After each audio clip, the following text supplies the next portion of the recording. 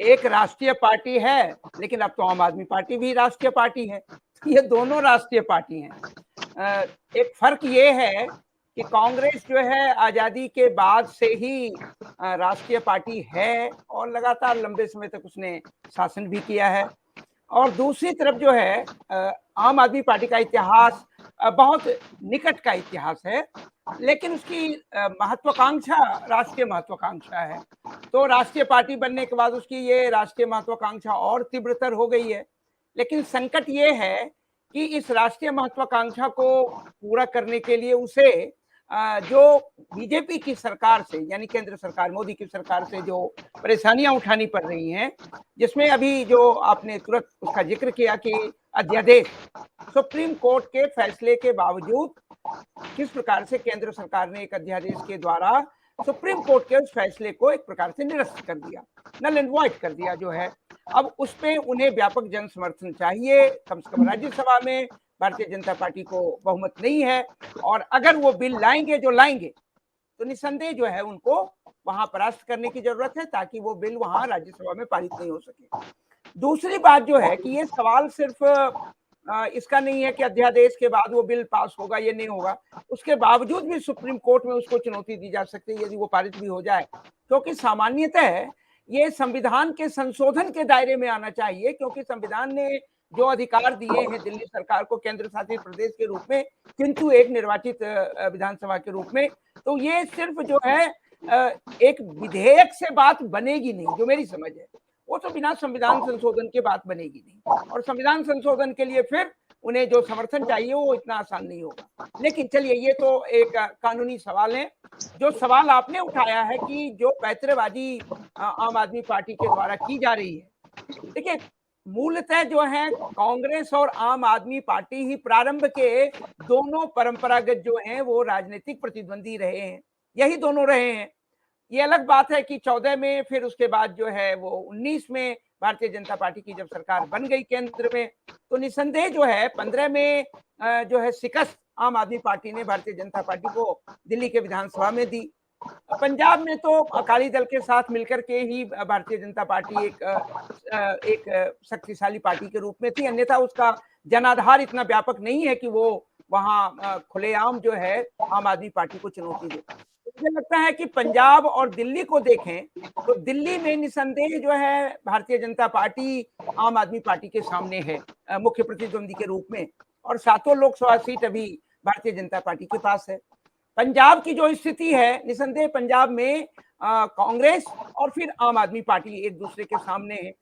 रही बात, जो बात आप जिक्र कर रहे हैं मध्य प्रदेश का या राजस्थान या छत्तीसगढ़, या राजस्थान और छत्तीसगढ़ में जो आम आदमी पार्टी कह रही है कि अगर आप पंजाब और दिल्ली में चुनाव न लड़ें तो हम फिर राजस्थान और छत्तीसगढ़ में, सवाल ये उठता है कि राजस्थान और छत्तीसगढ़ में उनकी हैसियत क्या है। वो वोट कटवा की स्थिति से बेहतर स्थिति में नहीं है, तो अगर वोट कटवा की स्थिति में वो रहेंगे तो इस प्रकार की सौदेबाजी संभव नहीं है। सोचने की आवश्यकता ये है कि जो कठिनाई, ये व्यवहारिक कठिनाइयां हैं कि जो जहां प्रतिद्वंदी एक दूसरे के हैं, तो निसंदेह वो प्रतिद्वंदी होने के कारण जो है कोई भी तालमेल या किसी प्रकार का गठबंधन या प्री पोल अलायंस उसको करने में व्यवहारिक कठिनाइयां, पॉलिटिकल जो प्रैक्टिकल प्रॉब्लम है वहां है। लेकिन अगर आपको इसकी जो स्थिति बन रही है कि भारतीय जनता पार्टी को अगर आप चुनाव में परास्त नहीं करते हैं,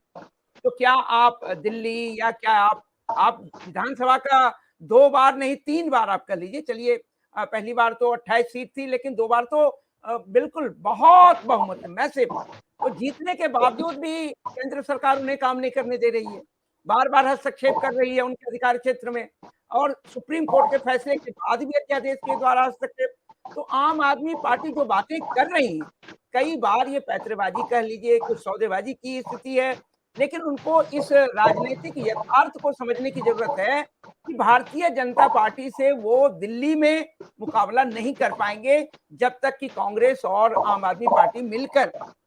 चुनावी कोई तालमेल बैठा लें, सीटों का बंटवारा कर लें, प्री पोल अलायंस कर लें। ये उनकी आवश्यकता है, क्योंकि दोनों बार लोकसभा की सीटें जो 14 और 19 है, दोनों बार भारतीय जनता पार्टी ने 7 सीटें जीती हैं। तो मुझे लगता है कि जो बातें सौरभ भारद्वाज मंत्री के रूप में या पार्टी के प्रवक्ता के रूप में कर रहे हैं, कई बार कहते हैं कि मैनिफेस्टो चोरी कर रही है कांग्रेस, कई बार कहते हैं कि हमारे आइडियाज को चुरा रहे हैं, कई बार जो बातें आपने की हैं, मुझे लगता है कि ये सौदेबाजी हो रही है 23 के पहले, यानी 23 जून की जो विपक्षी एकता की बातचीत शुरू होगी पटना में या होगी, उसमें इस पर कुछ चर्चा होनी चाहिए। और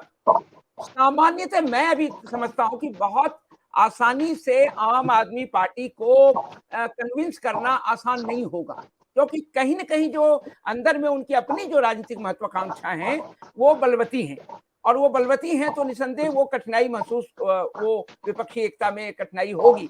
लेकिन उनको समझाने की भी ज़रूरत है और उन्हें भी समझने की आवश्यकता है। अब रही बात की बहुत तरह की बातें हो रही हैं, ये भी बातचीत है कि किसी प्रकार का एक आंतरिक जो है समझौता हो जाए और भारतीय जनता पार्टी को चाहे दिल्ली हो, पंजाब हो, कुछ ले दे करके मामला बने। अध्यादेश का जहां तक सवाल है कि जो कांग्रेस से वो प्रत्यक्ष रूप से समर्थन की घोषणा चाहते हैं, मुझे लगता है कि कांग्रेस किस प्रकार से अध्यादेश का समर्थन करेगी, वो तो कोई सवाल नहीं उठता है। भाई अब दो ही स्थिति बनेगी ना, या तो कांग्रेस राज्यसभा में समर्थन दे,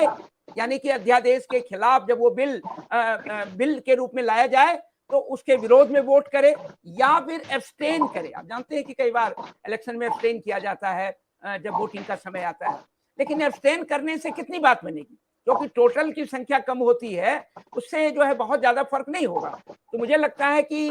कहीं न कहीं कांग्रेस जो है इस राजनीतिक यथार्थ को समझ करके अध्यादेश पर तो इसलिए भी वो समर्थन देगी क्योंकि अध्यादेश के द्वारा उन्होंने दिल्ली केंद्र शासित प्रदेश, जिसकी अपनी चुनी हुई सरकार है, और एन केन प्रकार जो संघीय व्यवस्था है उस पे केंद्रीय सरकार के द्वारा, ये संघीय सरकार या मोदी सरकार के द्वारा एक प्रकार से हमला है, वो आक्रमण है, तो उसको बचाने की भी जिम्मेदारी सबकी है और कांग्रेस की जिम्मेदारी सबसे ज्यादा है। तो मुझे लगता है इसमें सहमति बन जानी चाहिए कि अध्यादेश पे कांग्रेस जो है खुल करके जो है उसका जब बिल के रूप में लाएंगे भारतीय जनता पार्टी तो उसका विरोध करे और उस बिल को राज्यसभा में पारित नहीं होने दे। लेकिन इस बीच में पंजाब और जिस प्रकार से दिल्ली को लेकर के बातचीत है, मुझे लगता है कि खुले दिल से बातचीत होनी चाहिए। आरोप प्रत्यारोप का सिलसिला ठहर जाए तो यह विपक्षी दलों के बीच में एक प्रकार से संभव को बनाने के लिए वो भी सिद्ध होगा। मुझे लगता है कि हमारे आम आदमी पार्टी के नेता और कांग्रेस पार्टी के नेता इस सच्चाई को समझेंगे और इस कॉन्फिडेंस बिल्डिंग मेजर को और जो है वो मजबूत करने की कोशिश करेंगे। 23 जून के विपक्षी एकता की जो बातचीत है, बहुत तरह की चर्चाएं और भी हो रही हैं कि किस प्रकार से जो राज्यों के मुख्यमंत्री या नेता नहीं भी आ रहे हैं, जो पार्टियां विपक्षी पार्टियां हैं, जो गैर भाजपाई विपक्षी पार्टियां हैं, उनमें भी कोई सहमति बनने की स्थिति है कि ठीक है प्रत्यक्ष रूप से हम विपक्षी एकता में ज्वाइन नहीं कर रहे हैं, लेकिन निसंदेह हम भारतीय जनता पार्टी को रोकने की कोशिश करेंगे अपने राज्य में, ताकि भारतीय जनता पार्टी नहीं जीते। अगर भारतीय जनता पार्टी क्रमशः वो उसकी सीटों की संख्या कम हो जाए उन राज्यों में भी, मान लिया उड़ीसा का मामला है या तेलंगाना का मामला, इस तरह के राज्यों की बात हो रही है, तो मुझे लगता है कि वो भी एक सफलता मानी जाएगी। किसी प्रकार से कोई न कोई सहमति बनाने की कोशिश हो और हम लोग तो सदिच्छा रखते हैं और विश्वास भी करते हैं कि कोई रास्ता निकलेगा। धन्यवाद।